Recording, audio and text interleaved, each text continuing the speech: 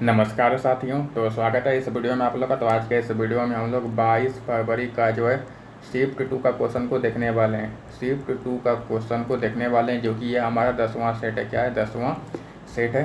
तो चलिए क्वेश्चन को देखते हैं। तो पहला क्वेश्चन देखिए, एक्स वाई जेड तीन छात्र हैं। एक्स को वाई से 40% अधिक और जेड से 20% कम अंक प्राप्त हुए हैं। यदि वाई को 480 अंक प्राप्त हुए हैं तो जेड को कितने अंक प्राप्त हुए हैं, तो ये हमें बताना है। तो हमें वाई का पता है, तो वाई का जो पता है तो पहले इसे हम जो है यहाँ देखिए, एक्स वाई का कंपेयर है, एक्स और वाई का कंपेयर है। फिर यहाँ पर जेड जेड और एक्स का कंपेयर है। तो जेड का निकालने के लिए पहले यहाँ पर जो एक्स वाई का कंपेयर पहले करने के बाद जो है एक्स का निकलेगा। फिर जब एक्स का पता चलेगा तो उसके बाद ऑटोमेटिक जो है जेड का भी यहाँ पर पता चल जाएगा, क्योंकि यहाँ पर इसे कंपेयर। तो पहले इन दोनों को पहले देखते हैं। अब देखिए, वाई का यहाँ कितना है? 480 है। 480 है। क्या बोल रहा है यहाँ पर? एक्स क्या है?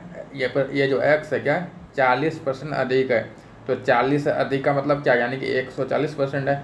तो एक्स क्या होगा? इसका 140%, इसका क्या होगा? 140% होगा, यानी 140/100 हो जाएगा।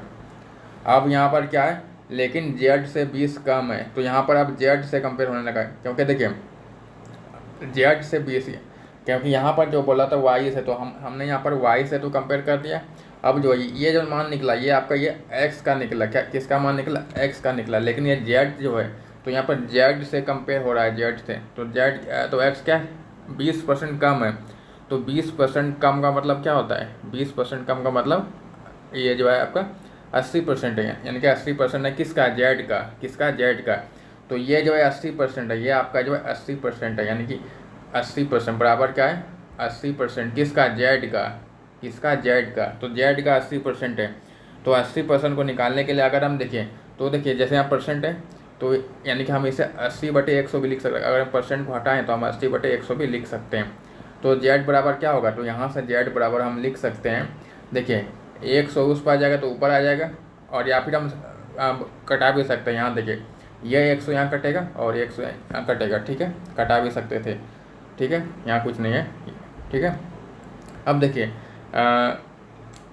यहाँ से तो ये 6 बार में कट जाएगा, यहाँ 6 बार में, ठीक है।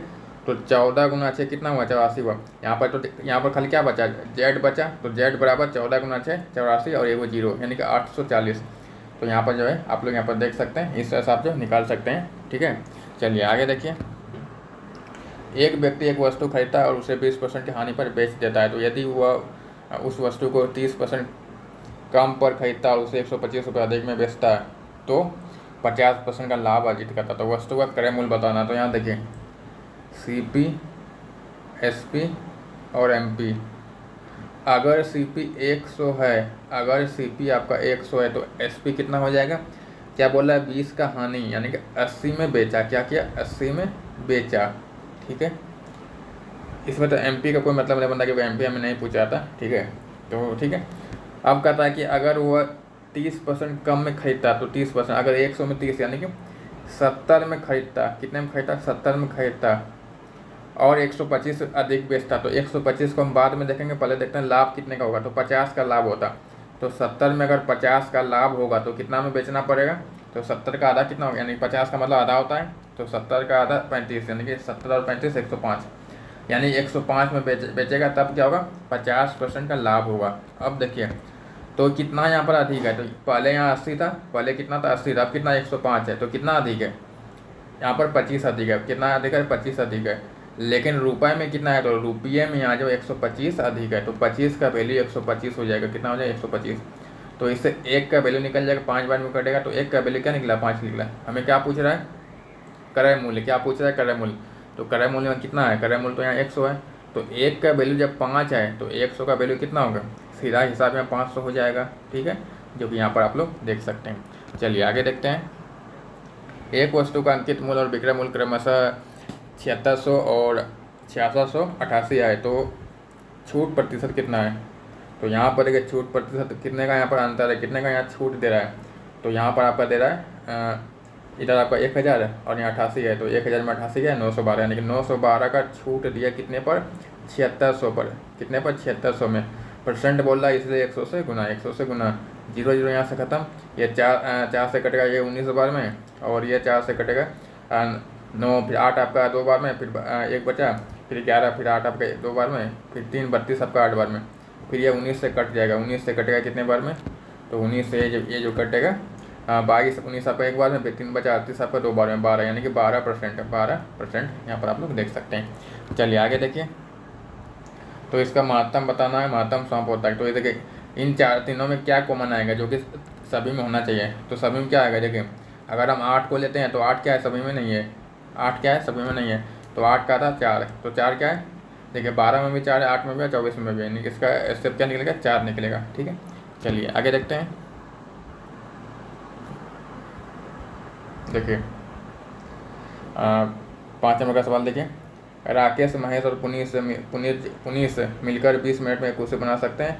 राकेश और महेश मिलकर इसे 25 मिनट में बना सकते हैं। तो पुनीत को अकेले उस कुर्सी बनाने में कितना समय लगेगा। तो राकेश को हम यहाँ पर R मानते हैं, R प्लस महेश को M मानते हैं, और पुनीत को यहाँ पर P मानते हैं। तो क्या यहाँ पर कितना है, 20 मिनट है। और आगे क्या है, R प्लस M, यानी कि राकेश और महेश कितना है, 25 है। तो इससे हम दोनों का कार्य क्षमता निकालेंगे। तो कार्य क्षमता तो 20 और 25 का एलसीएम कितना होगा, 100 होगा, 100 होगा। तो यहाँ से दोनों का कार्य क्षमता निकल जाएगा, यानी कि तीनों मिलके जो है, ये तीनों मिलके किसी काम कितने में करेगा, 20 में, देखिए 20 में 100 5 बार में, तो 5 काम करेगा, और 25 में 100 4 बार में, यानी कि R प्लस M 4 काम करेगा। ठीक है, हमें किसका पूछ रहा है, पुनीत का पूछ रहा है। तो यहाँ से अगर यहाँ से हम ये R M को निकाल दें तो P का निकल जाएगा, जो कि R M का यहाँ दिया, R M का यहाँ पर दिया है। तो 5 है, 5 में 5 तीनों मिलकर कर रहा है, और 4 जो है R प्लस M कर रहा है। तो R प्लस M का निकाल देंगे, यानी कि 5 में 4 गया, दोनों का अंतर कितना है, 5 में 4 गया 1 बचा 1, यानी कि एक काम कौन कर रहा है, पुनीत आपका एक काम कर रहा है। पुनीत जो एक काम कर रहा है एक दिन में, तो 100 काम कई दिन में करेगा, तो 100/1 हो जाएगा, 100/1 हो जाएगा, यानी कि बराबर 100 मिनट में ये बनाएगा। ठीक है, तो यहाँ पर आप लोग देख सकते हैं। चलिए आगे देखिए। किसी धनराशि पर 5 वर्षों के लिए जो है साधारण ब्याज मूलधन के 20% के बराबर है। तो कितने वर्षों में ब्याज और मूलधन के बराबर हो जाएगा। तो देखिए 5 साल में कितना, 20%, यानी कि मूलधन का 20%, यानी 20%, यानी 5 साल में 20%, यानी कि 20% बराबर कै साल में, 5 साल में, 5 साल में, यानी 5 ईयर में। तो कहता है मूलधन के बराबर, तो मूलधन का बराबर यानी कि 100%। तो 100% कै साल में प्राप्त हुआ, कै साल में। तो ये देखिए यहाँ पर ये इसका कितना गुना है, आप कहेंगे कि 5 गुना है, कितना गुना है, 5 गुना है। तो यह भी तो इसका 5 गुना होगा ना भाई। तो 5 गुना 5 25, यानी कि 25 साल का यहाँ पर जो है क्या लगेगा, समय लगेगा। चलिए आगे देखिए। 48 सेंटीमीटर त्रिज्या वाले एक अर्धगोले को पिघलाकर जो है 8 सेंटीमीटर त्रिज्या वाले कितनी गोलाकार गेंदें बनाई जा सकती हैं। तो ऐसा क्वेश्चन है, तो हम इसमें आयतन निकालते हैं, और दोनों का जो है जो कि बड़ा गोलाकार, तो ये हो गया बड़ा अर्धगोला, और छोटा अर्धगोला, तो दोनों का आयतन निकाल के एक दूसरे से भाग दे देते हैं। ठीक है, यानी कि बड़ा अर्धगोला जो है उसको हम छोटा अर्धगोला से भाग दे देंगे, जो कि हमें क्या निकल जाएगा, इसका संख्या निकल जाएगा। तो देखिए अर्धगोला का जो आयतन होता है वो होता है 2/3 πr³ होता है, ये होता है। और गोला का जो आयतन होता है, गोला का 4/3 πr³ ये होता है। तो देखिए क्योंकि इसमें एक बड़ा अर्धगोला है, तो इसको हम बड़ी आर मानेंगे। तो देखिए दोनों को भाग देंगे, तो यहाँ पर क्या आएगा, 2/3 पाई, इसे हम बड़ी आर लेते हैं बटे, अब देखिए 4/3 क्योंकि गोला है, πr³। ठीक है, क्योंकि ये आपका बड़ा वाला यहाँ पर अर्धगोला का यहाँ पर ये हो गया, और नीचे वाला आपका ये गोलाकार का यहाँ पर हो गया। ठीक है, अब देखिए 3 यहाँ से 3 खत्म, और यहाँ पर जो है ये 2 से कटेगा 2 बार में, और पाई यहाँ खत्म हो जाएगा। तो बचा कितना यहाँ पर, तो आर का मान देगा कितना है, बड़ी आर का मान 48 है। तो 48 गुना 48, ठीक है, बटे यहाँ पर 2 है, तो 2 गुना r³, तो छोटी आर कितना है, 8 सेंटीमीटर। तो 8 गुना 8, ये तो पहले 2 से बार में कटाते, पहले 8 से कटा लेते हैं। तो 8 से कटेगा 6 बार में, फिर यहाँ 6 बार में, फिर यहाँ 6 बार में। अब 2 से कटाते हैं तो 3 बार में। तो कितना है, 3 गुना 6 गुना 6 36, 3 गुना 36 यानी कि 108, यानी 108 इसमें जो है गोला बनाए जा सकते हैं। ठीक है, चलिए आगे देखिए। किसी धनराशि पर 8 वर्षों के लिए 10% की दर से जो है सालाना ब्याज 8,000 मिलता है, तो उसी धनराशि पर 3 वर्षों के लिए 10% वार्षिक की दर से जो है कितना चक्रवृद्धि ब्याज मिलेगा। ये जो कि वार्षिक रूप से क्या हो रहा है, संयोजित हो रहा है। संयोजित तो 3 साल का पूछा है, तो पहले हम 1 साल के पहले निकालते हैं। तो देखिए यहाँ पर साधारण ब्याज है यानी कि SI है, तो SI कितना है 8,000 है, और यहाँ कितना 8 वर्षों के लिए, तो 8 साल का 8,000, तो 1 साल का कितना होगा, तो 1 साल का यहाँ कितना हो जाएगा 1,000 1,000 1,000। ठीक है 1,000। अब देखिए यहाँ पर धनराशि भी वही है और दर भी क्या है वही है, क्योंकि यहाँ 10%, यहाँ भी 10%, तो दर भी क्या है समान है। तो हम CI का निकालते हैं, तो CI बराबर 3 साल का बोला है, तो पहला साल, दूसरा साल और तीसरा साल। तो देखिए पहला साल तो ये 1,000 मिलेगा ही, क्योंकि यहाँ तो समान ही रहेगा, यहाँ भी 1,000 मिलेगा, यहाँ भी 1,000 मिलेगा। ठीक है, अब कहेंगे कि तो इसमें अंतर क्या हुआ, तो अंतर ये हुआ कि जैसे हम दूसरे में जाएंगे, जैसे हम यहाँ से दूसरे में गए तो हमें इसका भी ब्याज मिलेगा, तो 1,000 का 10% 100 होगा। अब हम यहाँ जाएंगे तो इन दोनों का जोड़ के यहाँ मिलेगा, इन दोनों का मिलेगा, क्योंकि ब्याज पर भी ब्याज मिलता है। तो 2,000, तो 2,000 का 10% 200 हो जाएगा, लेकिन हमें इसका भी ब्याज मिलेगा, क्योंकि चक्रवृद्धि का मतलब ही होता है ब्याज पर ब्याज, तो हमें इसका भी ब्याज मिलेगा। तो 100 का 10% कितना होगा 10 होगा। अब सभी को प्लस कीजिए, 1 2 3 3,000, और यहाँ पर 1 2 3 3,300, और यहाँ पर 10 3,310, जो कि यहाँ पर आप लोग देख सकते हैं। चलिए आगे देखिए। एक व्यक्ति 1 रुपये में जो है 20 पेन की दर से कुछ पेन खरीदे और उन्हें 1 रुपये में 15 की दर से बेच दिया, तो लाभ % कितना है। तो देखिए यहाँ भी 1 रुपये है, यहाँ भी 1 रुपये है, यानी और कितना है, संख्या कितना है 20 है, यहाँ 15 है। तो इसका मतलब क्या है, तो इसका मतलब सीधा हिसाब है, क्रय मूल्य को हम CP बोलते हैं और विक्रय मूल्य को SP बोलते हैं। तो 20 CP बराबर 20 CP, यानी 20 क्रय मूल्य बराबर 15 SP, क्योंकि 15 तो बेच रहा है, तो 15 SP हो गया। अब कुछ नहीं, बस इसका जो उल्टा हो जाएगा, CP आपका ये हो जाएगा, CP आपका 15 हो गया और SP आपका 20 हो गया। तो देखिए यानी कि 15 में खरीदा और 20 में बेचा, तो कितने का यहाँ लाभ हो रहा है, यहाँ पर 5 का लाभ हो रहा है। तो किस पर 5 का लाभ किस पर हो रहा है, ये 20 पर नहीं है, 15 पर, क्योंकि क्रय मूल्य 15 है, क्रय मूल्य क्या 15 है, तो बटे 15 गुना 100। तो ये 3 बार में कटेगा, तो 100 बटे 3 का मतलब क्या होता है 33.33%, जो कि यहाँ पर आप लोग देख सकते हैं। चलिए आगे देखिए। किसी वस्तु पर 10% की छूट प्रदान करने के बाद भी 10% का लाभ होता है, तो यदि कोई छूट ना दी जाए तो लाभ कितने का यहाँ पर लाभ होगा, कितने का यहाँ पर जो है लाभ होगा, वो हमें बताना है। तो देखिए यहाँ पर तो यहाँ पर हम CP लेंगे, SP लेंगे और MP लेंगे, क्योंकि यहाँ पर छूट दे रहा है, तो छूट किस पर, अंकित मूल्य पर देता है, छूट अंकित मूल्य पर ही देता है। तो दोनों में 10 है, तो 10% को हम क्या लिख सकते हैं, 10% को हम 1/10 लिख सकते हैं, 1/10 लिख सकते हैं। ठीक है, यानी कि अगर CP अगर 10 है, CP अगर 10 है, तो SP कितना हो जाएगा, क्योंकि 10 का लाभ हो रहा है, तो SP कितना होगा, लाभ हो रहा है तो यहाँ प्लस होगा, 10 से 11, तो SP 11 हो गया। अब MP और SP को देखते हैं। अब यहाँ पर क्या 10% का छूट दे रहा है, क्या दे रहा है, छूट दे रहा है। तो अगर MP यहाँ पर 10 है, तो क्या दे रहा है, छूट दे रहा है, तो छूट देगा तो माइनस होगा, तो 10 में गया 9, यानी तो SP कितना हो गया 9 हो गया। इससे तीनों का अनुपात निकल जाएगा। तो आप पूछें जिसके बगल में जोड़ है उसे लिख देंगे, जैसे यहाँ 11 है तो यहाँ हम 11 लिखें, यहाँ पर 9 है तो यहाँ पर हम 9 लिखेंगे, तो कितना होगा, फिर गुना करेंगे, 9 10 गुना 9 90, 11 गुना 9 99, और 11 गुना 10 110। अब क्या बोला, अगर कोई छूट नहीं देता तो कितने का लाभ होता, तो देखिए 90 रुपये क्रय मूल्य है, और अगर छूट नहीं देता तो कितना बेचता, 110 में बेचता, अगर छूट नहीं देता तो कितने का लाभ यहाँ होता, तो यहाँ 20 का लाभ होता, कितने का लाभ होता 20 का। तो ये जो 20 का लाभ होता किस पर होता है, ये 90 पर, क्योंकि लाभ यहाँ क्रय मूल्य पे होता है, तो बटे 90 गुना 100। ठीक है, तो यहाँ से ये कटेगा 0 0 खत्म, तो 200/9, तो 200/9 आपका आएगा लगभग में 22.22, ये जो चलते रहेगा। ठीक है, जो कि यहाँ पर आप लोग देख सकते हैं। चलिए आगे देखिए।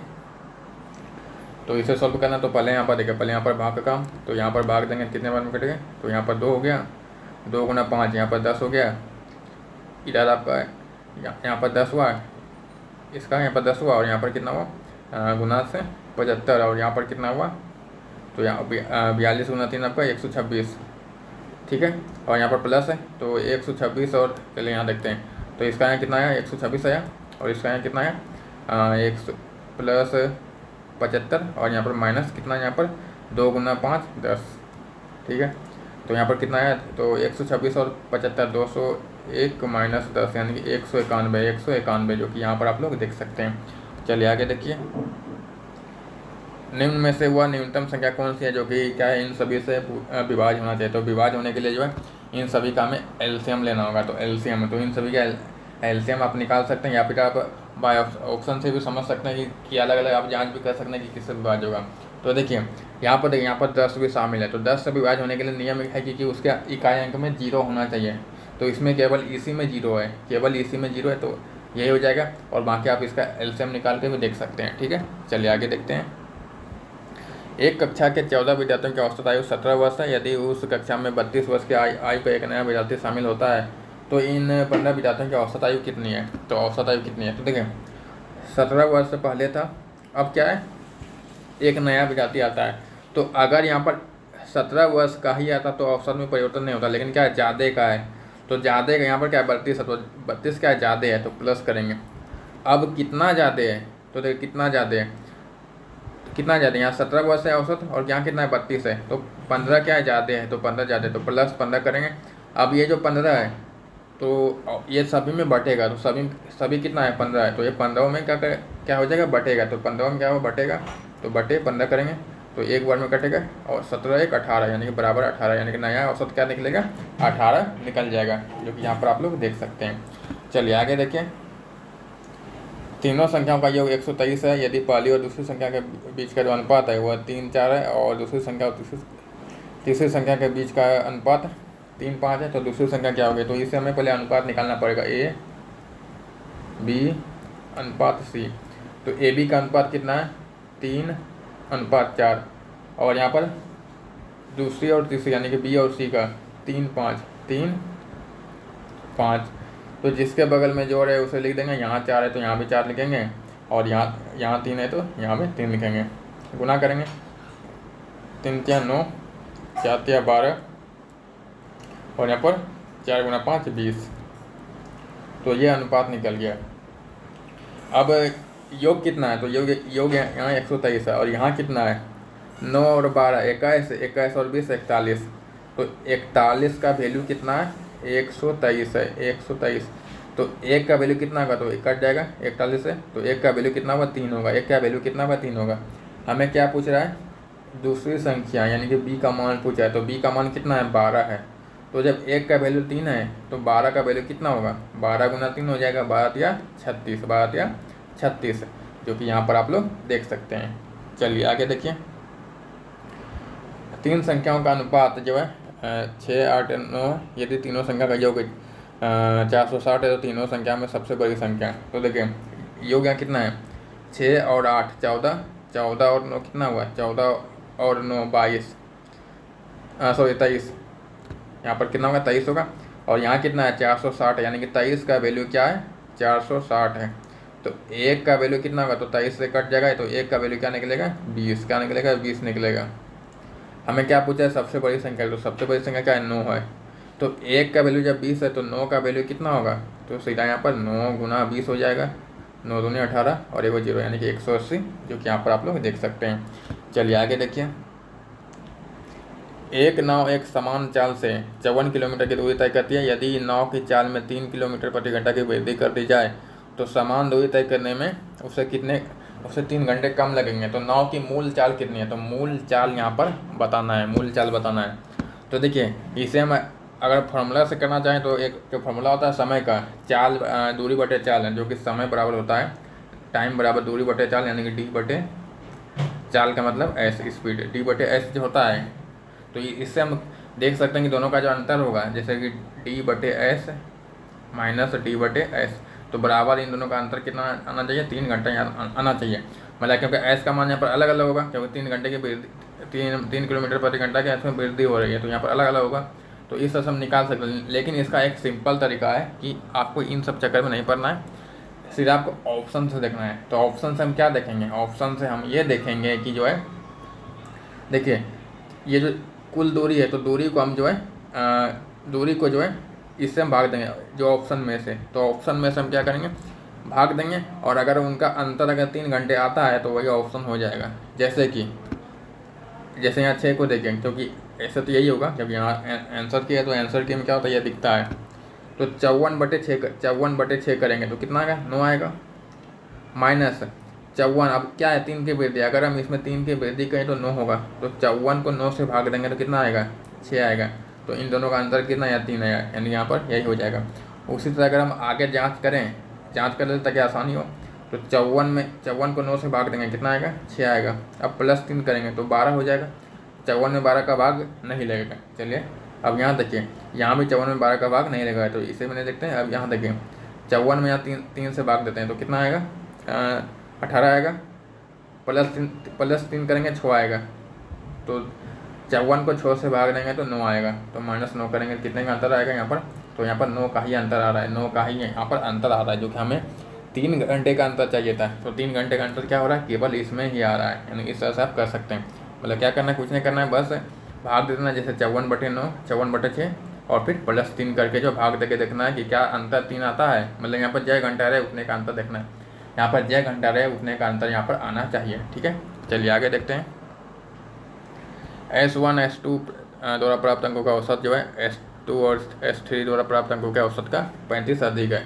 यदि S3 द्वारा प्राप्त 75 है तो S1 द्वारा प्राप्त कितने अंक है। तो देखिए S1 + S2, यहाँ पर औसत दिया है तो औसत को योग कितना होगा, डबल हो जाएगा। में 2 अंक है तो डबल हो जाएगा, बराबर। यहाँ पर क्या है, इन दोनों के औसत का क्या है, 35 अधिक है। तो औसत का क्या है, 35 अधिक है, तो 35 अधिक है।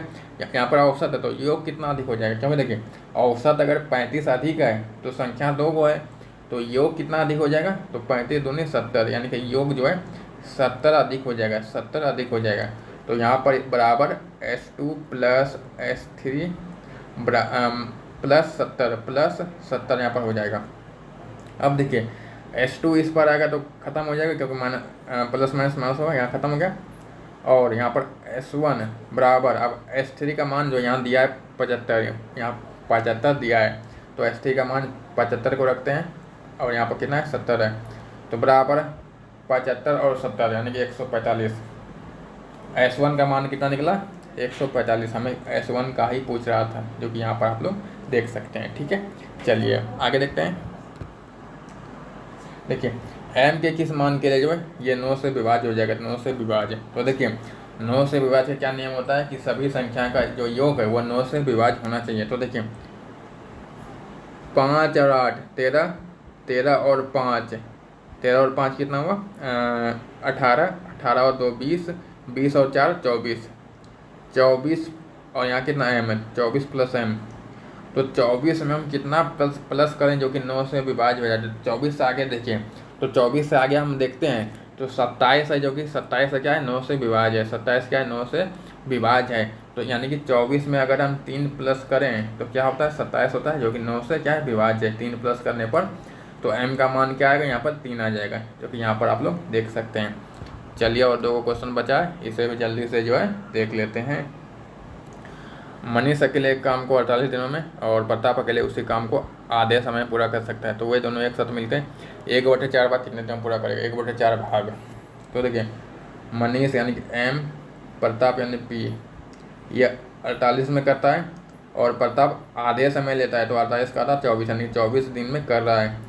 तो इसे क्षमता निकालेंगे तो क्षमता दोनों का कितना होगा, 48 यहाँ पर एलसीएम निकला। तो क्षमता देखिए, यानी मनीष यहाँ पर एक काम करेगा और ये 2 काम करेगा, ये निकल गया। अब देखिए हमें क्या पूछ रहा है कि दोनों मिलकर, तो दोनों मिलकर यहाँ पर 3 काम करेगा। कितना काम करेगा, 3 काम दोनों मिलकर। लेकिन हमें यहाँ पर क्या बोल रहा है कि 1/4 भाग, 1/4 भाग। तो कुल काम तो 48 है, तो 48 का 4 करेंगे कितना होगा, 48/4 करने पर कितना आता है। तो यहाँ पर काम तब कितना बचेगा, तो यहाँ पर 12 बार में कटेगा, यानी कि 12 काम का ही हमें निकालना है। हमें क्या निकालना है, 12 काम का ही निकालना है। तो एक दिन में 3 काम, एक दिन में 3 काम, तो 12 काम कितने दिन में, तो 12 कार्य क्षमता कितना 3 है, तो 12/3 बराबर 4, यानी कि 4 दिन में काम को करेगा पूरा 1/4 भाग। ठीक है, चलिए अब एक अंतिम सवाल बचा है, इसे भी देख ही लेते हैं। एक कक्षा में 40% लड़के हैं और लड़कियों की संख्या 54 है। तो कक्षा में लड़कों की संख्या, तो 40 अगर लड़के हैं तो लड़की कै होगा, कै परसेंट होगा, तो 100 में 40 गया 60, यानी कि 60% लड़की हो गया। तो 60 का वैल्यू कितना है, 60% का वैल्यू कितना है, 54 है। कितना है, 54 है। कितना है, 54 है। तो इससे जो है अब देखिए 6 से कट जाएगा, तो 6 से कटाते हैं तो ये 10%, और ये 6 से कटेगा कितने बार में, 9 बार में। कितने बार में, 9 बार में। तो 10% का वैल्यू कितना निकला, 9 निकला। हमें किसका निकालना है, लड़कों की संख्या। तो लड़कों का कितना, 40 है, तो यहाँ पर 40 का वैल्यू यहाँ पर हो जाएगा। अब देखिए ये जो 40 है तो इसका कितना गुना है, कितना गुना, आप कहेंगे हाँ 4 गुना है। कितना गुना है, 4 गुना है। तो ये भी तो इसका 4 गुना होगा ना। तो 9 गुना 4 36, यानी कि 40% का वैल्यू कितना हो जाएगा, 36 हो जाएगा। देखिए यहाँ पर आप लोग देख सकते हैं। तो चलिए मिलते हैं जल्द अगले वीडियो में, तब तक के लिए जय हिंद, वंदे मातरम।